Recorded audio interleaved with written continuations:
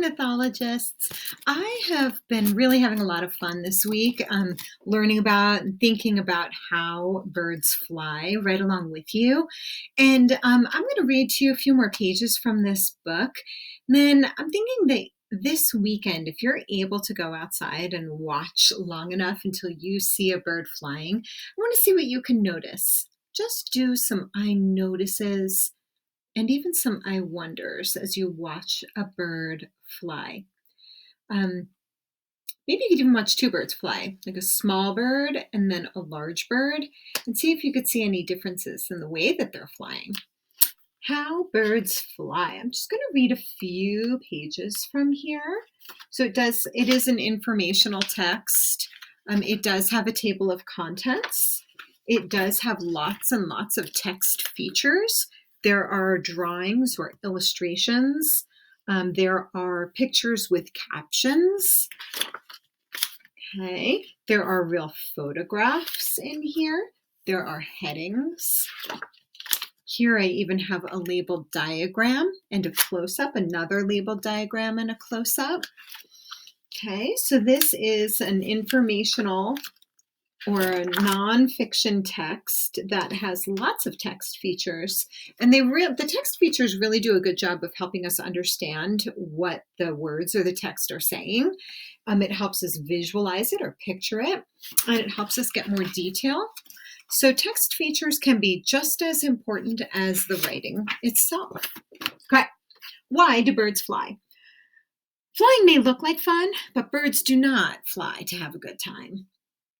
They fly in order to survive. Flying helps birds stay alive by allowing them to spot food and escape from danger quickly. Fly or fight. Most birds have enemies or predators on the ground and in trees. Predators are, bold word, right? Predators. And then it says predators are animals that hunt and eat other animals for food. So this is interesting to me with this text feature that's in bold print right here, is that the very next sentence tells what that word meant. So I'm going to read it again to see if you can notice that. Most birds have enemies or predators on the ground and in trees. Predators are animals that hunt and eat other animals for food. Predators that hunt birds include wildcats, weasels, rats, hawks, and other birds of prey, and even humans. Most birds do not defend themselves by fighting. When a bird notices that a predator is getting close, it quickly takes off and flies out of its enemy's reach. Protecting their home. So this says, why do birds fly? And these are reasons. So they don't have to fight with predators. This is another one, protect their home. Many birds build nests in a tree or on a high cliff above the ground. From these high places, birds can see a predator long before it reaches their nest. If an animal comes too close, birds swoop and fly toward it to scare it away from the nest. See, here's a photograph and a caption that explains it. Birds attack fast-moving prey from the air. Okay. Built for flight. So this is about their body structures. Bird bodies are perfect for flight. They're lightweight but powerful. The sleek or streamlined shape of the bird helps it slip easily through the air. During flight, a bird tucks its legs against its body and becomes even more streamlined. Feathers help smooth the body from head to tail so that his feet are tucked in, because if they were down, they'd get drag from the wind. Remember, I told you to ride on your bike and go like this and see if your hand cuts through the air better than when you go like that. Well, if their foot was down, it would be like putting a brake on the air. Light bodies. Light as a feather is a good phrase to describe birds. Birds do not have teeth, so their head does not weigh as much. The rest of their body also weighs very little because their bones are hollow. Air sacs in their bones help birds float through the air. Air sacs are small pouches filled with air, so they even have air sacs in their bones.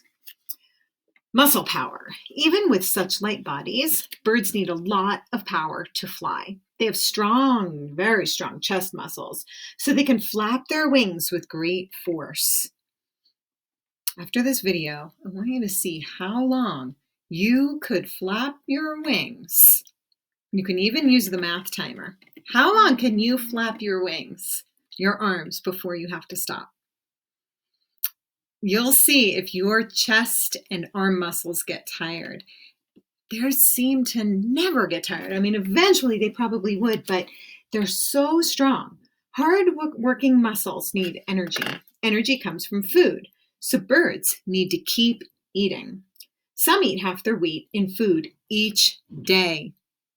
So if you weigh 50 pounds, that means you'd have to eat 25 pounds of food every day just to give you enough energy to fly. They don't weigh anywhere near 50 pounds, but half of their weight is still a lot. This is a close-up of a feather. It shows how all the little barbs come off the vein in the middle. This we talked about already, about how birds can fly, how they need lift and thrust to get them going and to keep them going. We talked about how air moves faster over the top curve than it does over the bottom flat edge or surface of their wing. There's another sort of picture of what that was like. Taking off. So this is about getting lift. In some ways, a bird's takeoff is like that of an airplane. An airplane speeds down a runway so that air will move quickly over its wing to create lift.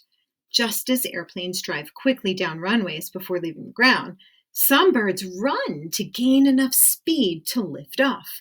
Other birds do not need to run to take off. They flap their wings quickly to create lift.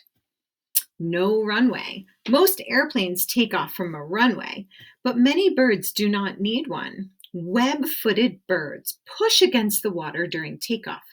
Others leap into the air from cliffs or trees. So that's the thrust that they get when they leap off a cliff. Stormy weather. In many ways, a bird's takeoff is different from that of an airplane. An airplane must keep its wings during takeoff so it does not flip over.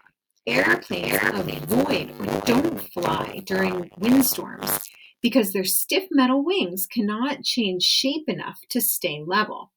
On the other hand, a strong wind usually makes it easier for birds to take off. They often try to take off into the wind because wind increases the lift under their wings. So this is something I want you to do at some point, maybe this weekend or maybe this afternoon if you're out doing a guild. I want you to see if you can find a bird in the sky flying and see what you can notice. If you're near water, see if you can notice a bird that looks like it's running with webbed feet, running to get its lift. Or see if you can notice a bird that's in a tree and swoops down out of it. See also if you can notice, what are their wings doing as they're flying? Is it flapping quickly? Is it just gliding? Is it flapping and then tucking and then flapping and then tucking?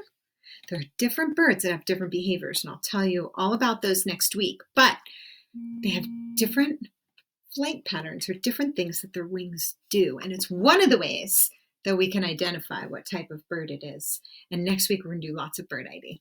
Okay, go out, enjoy, and fly away.